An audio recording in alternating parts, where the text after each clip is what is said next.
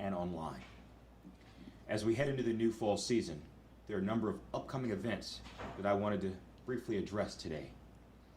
As we know, COVID-19 has drastically altered the way we operate and how we handle ourselves in public.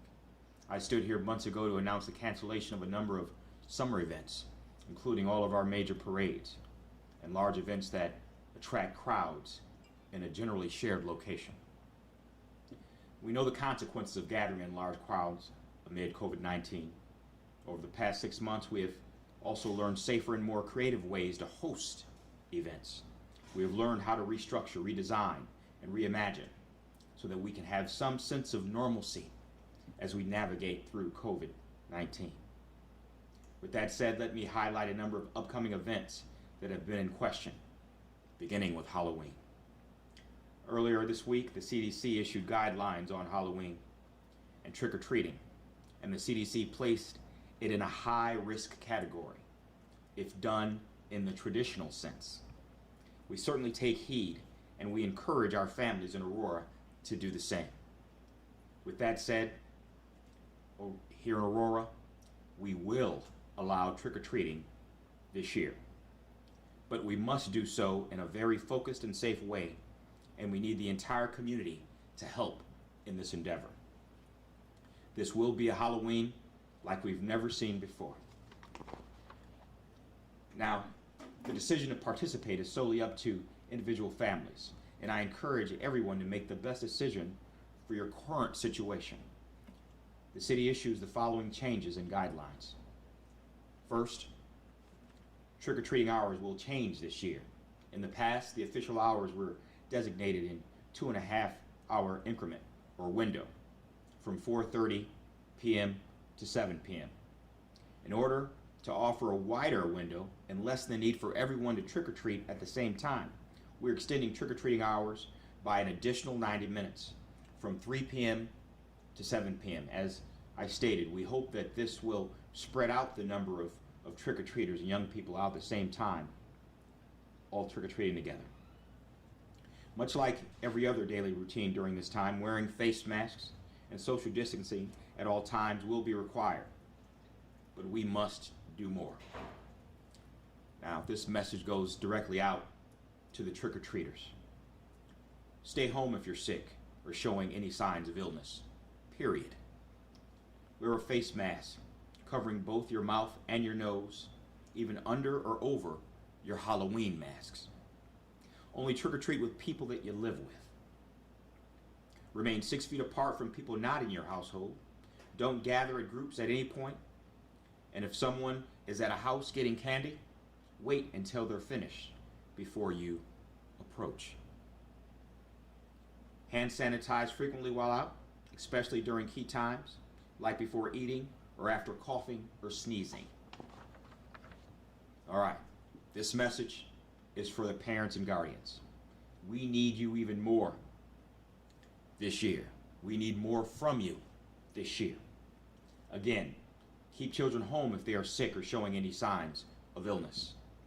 Wear a face mask covering both your mouth and your nose. Talk with your children about safety and social distancing guidelines and expectations. Make it a family event and accompany your children, even the older ones, to ensure that all the expectations are met. Guide children to stay on the right side of the walkway, always ensuring social distance. Encourage children to refrain from eating candy until they return home after they've washed their hands. Wash their hands as soon as you get home and inspect the candy as usual. Now, this message goes out for those distributing candy or handing out treats. Do not hand out candy if you're sick or showing any signs of illness, period. Wear a face mask covering both your mouth and your nose. Help trick-or-treaters maintain social distancing by using tape or chalk to mark 6 feet lines in front of your home and leading the driveway or your front door. Let this be a standard part of your Halloween decorations this year. Strengthen social distancing by positioning a distribution table between yourself and the trick-or-treaters. And distribute candy on disinfected table to eliminate direct contact with the trick-or-treaters. Consider individual baggies of candy instead of a big bowl where all the children just reach their hands in. Wear gloves and wash your hands and hand sanitize often. As always, if a house isn't participating in trick-or-treating, please keep your lights off. But if you are participating, keep your lights on and consider placing this sign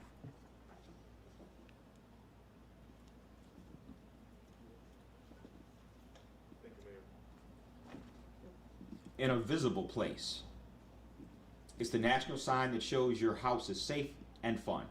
It will be available on our website, the city's website, beginning October 1st, and we'll have hard copies available for pickup on the same schedule as the free pickup of masks every Monday, Wednesday, and Friday in October from 8 a.m. to 5 p.m. at the Customer Service Center in Aurora. Remember, this decision is totally up to individuals and individual families. Because we have more susceptible groups in our population, I am encouraging you to seriously think about your participation in trick-or-treating if you fall into one of the particular susceptible groups. If you're elderly, have pre-existing conditions, or medically cannot wear a mask, consider whether you should be trick-or-treating. But we do have an alternative for those who don't want to go house to house and still want to enjoy trick-or-treating with their kids. Since 2017, we have hosted trick-or-treating at Halloween here at City Hall, where thousands of people have come dressed up to collect candy from our different city departments. Last year, we hosted more than 4,500 guests. Of course, we can't gather in those numbers at this time, so we're offering a safe alternative, and we'll be hosting a trick-or-treating drive-through on Halloween afternoon on Saturday, October 31st at Phillips Park. You can still get dressed up and even decorate your car as you drive through and collect candy for kids. Further details about the trick-or-treating drive-through will be announced very soon. Again, this will be a Halloween like we've never seen. We can have fun, but let's make our fun safe. Now, another event that has been canceled but reimagined is the annual trick-or-treating in downtown Aurora. Each year, Aurora Downtown has hosted this event that brought thousands of families to the core of downtown. Again, we can't bring that amount of people in such a condensed space or area anymore. So Aurora Downtown has launched an exciting new initiative called Sugar Skull City. Aurora Downtown Manager Marissa Money is here to tell us more. Marissa?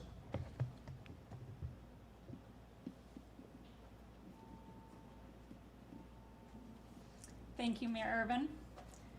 I'm certainly excited to hear that the city is continuing to host Halloween, and downtown will also go along with those same city guidelines. We will not be hosting our own downtown trick-or-treating event, but some stores will also place those signs in their windows, so please look for those and participate along those city guidelines. So we are so excited to reimagine events in downtown this year due to COVID-19, and one of them is going to be a 30-day long extension of our Day of the Dead activities. So we're going to welcome you and everyone to Sugar Skull City from October 15th through November 15th. This is an extension of our Day of the Dead events that have been hosted for over 10 years by Jose Torres with As Theory Dia de los Muertos. So you can come downtown and participate at your leisure. You can join us at First Fridays, November 6th. You can drive through and look at decorated storefronts that are right now being painted for Day of the Dead along Broadway that just a few months ago suffered civil unrest, and now we're celebrating in a different way Day of the Dead. So please join us at Sugar Skull City. Enjoy specials at restaurants, see decorated storefronts, enjoy scavenger hunts, and so much more. SugarSkullCity.com for more information. Thank you. Appreciate it, Mayor Irvin. Thank you, Ms. Amoni. Now, also here in downtown, we have a major Halloween attraction that brings tens of thousands of people to Aurora during this season. The Basement of the Dead Haunted House has been rated #1 haunted house in America by BuzzFeed and #1 haunted house in Chicagoland. while trick-or-treating is held outside and provides another layer of safety because of that, Basement of the Dead is inside. Again, this year program will have to be restructured and reimagined to keep safety as the priority. Jason Seneca from the Basement of the Dead is here with us to talk about more plans for this year. Jason?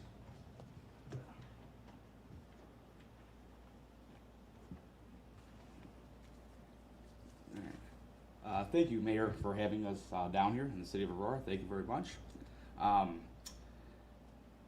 Basement of the Dead is taking COVID very seriously. We have implemented multiple things that we're going to keep people safe. To go through a list of this and touch the high points. First of all, because as you said, we do have tens of thousands of people coming, our first thing was obviously we're going to limit the capacity of our haunted house. We're just going to sell less tickets. We're going to sell time tickets. So we're not going to have 1,000 people show up at one time. We're cutting the number of tickets down drastically. They'll be sold on a half-hour increment. And once you have, we're not going to be selling tickets at a bus or at we're doing cashless, so it's all going to be online ticketing.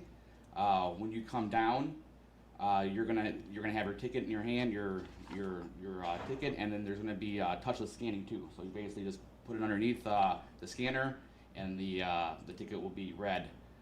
Also, because of the amount of people we usually have, sometimes we'd have to take a couple groups and kind of put them together to put them in the haunt. So this year we are not doing that. This year, if you come down with whatever size group you come down, no more than 10 people will be allowed in at one time. But if you come down with a group of 2 or a group of 4, you will be allowed to go in with your own group, and no one will be put in with you. That's definitely going to keep you safe. It's haunted houses kind of in general always a little bit social distancing. That's because we kind of do that. We're always kind of staggering people going into the haunted house. So we're definitely just going to amplify what we do, and again, just with numbers being cut down, we feel that this is going to make this event a lot safer. Also, we're going to have, like we always do, it's outdoor line waiting. So we will be completely outdoors when you're waiting in line. Again, there won't be as many people in line, and we'll have stickers and stanchions that are going to keep people socially distanced. Once someone is in line, once they have scanned their ticket, they're in line, we're going to ask everyone to wear a mask. It's going to be, when you're even if you're outside in line, you're wearing a mask. We're going to ask you to wear the mask correctly, not on your chin. We're going to ask you to wear it over your mouth and over your nose, which is, I'll just talk about the face coverings. Inside, outside the haunt, we're wearing masks. Our actors, just kind of like the mayor asked the trick-or-treaters to do, same idea. We're going to be wearing masks. We have a mask, and then we'll have either the mask on top of us or underneath it. So every actor that you see inside the haunt will have their face and nose covered. Okay? Cleaning and sanitation. So we're going to have in line, we're going to have multiple hand sanitizers set up for the touchless ones that you just put your hands on so you can keep your hands clean outside. Inside the haunt, we definitely reimagined how the basement is going to look. In years past, there were a lot of creepy things that you kind of had to touch and push through and squeeze your way through. All of those touch points have been removed, just for the idea of safety and to be more sanitary. We took those objects down, and then there are some objects where we do have a handrail here or there. There's a ramp. Every time someone goes past that ramp or uses that handrail, we're going to have one of our actors wipe down the handrail. So again, any points that we feel is a point that people are going to touch, we will make sure that we clean those every time. When you come down, before even you are allowed into our area, that we're going to have kind of cordoned off to make sure we're only allowing people that have tickets in there and people who are checked. We're going to do a temperature check on everyone. Again, this is a touchless deal. We're going to ask for people that have under 100.4 temperature to come in. If you do have a temperature, we'll ask you to come back. Use your ticket for a different day. We'll help you set that up. And again, just like the mayor said, if please, if you are coughing or feel ill, or we will definitely help you get another ticket for another time. We want everyone to have a fun time and to stay safe. Lastly, our employee health. Okay, so again, when our employees come down, we're doing the same thing. We're having a questionnaire that's going to ask them the COVID questionnaire. Have you been in contact with someone? Have you been sick? Have you gotten tested? We're going to take their temperature. So again, we're not going to let anyone work that does not pass our guidelines. And then just the actors themselves in the haunt.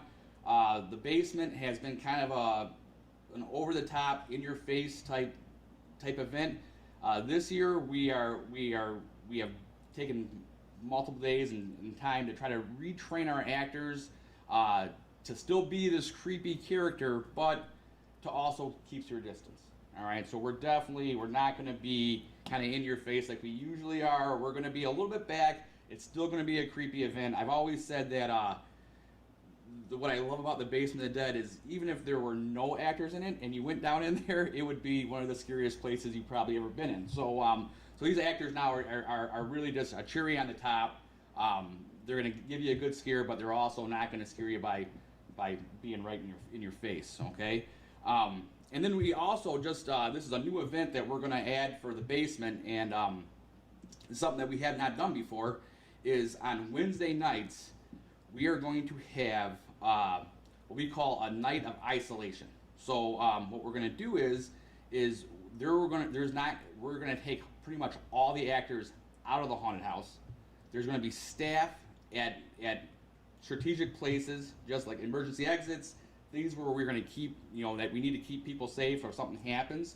But for the most part, if you feel like you don't want to go into a haunted house with a bunch of actors, you can come on a Wednesday night, and literally it's just going to be you and your group kind of doing this on your own. Now we have a great camera system. We have 100 cameras watching. So you're not going to just get lost in there. We'll definitely make sure we keep you on the path.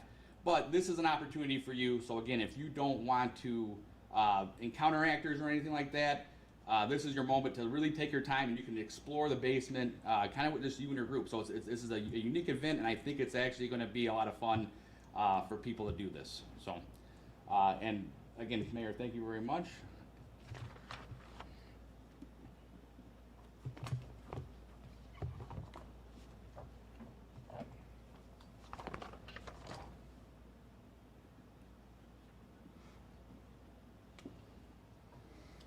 Thank you very much, Jason. I'm pleased to hear that the Basement of the Dead would be just as creepy this year as it was last year and the years past, and scary. And thank you for Marissa as well. Now, before we move on to the next subject, does anyone have any questions on Halloween? All right. Let's move on to the next subject. One of summer's events that was postponed throughout the country due to COVID-19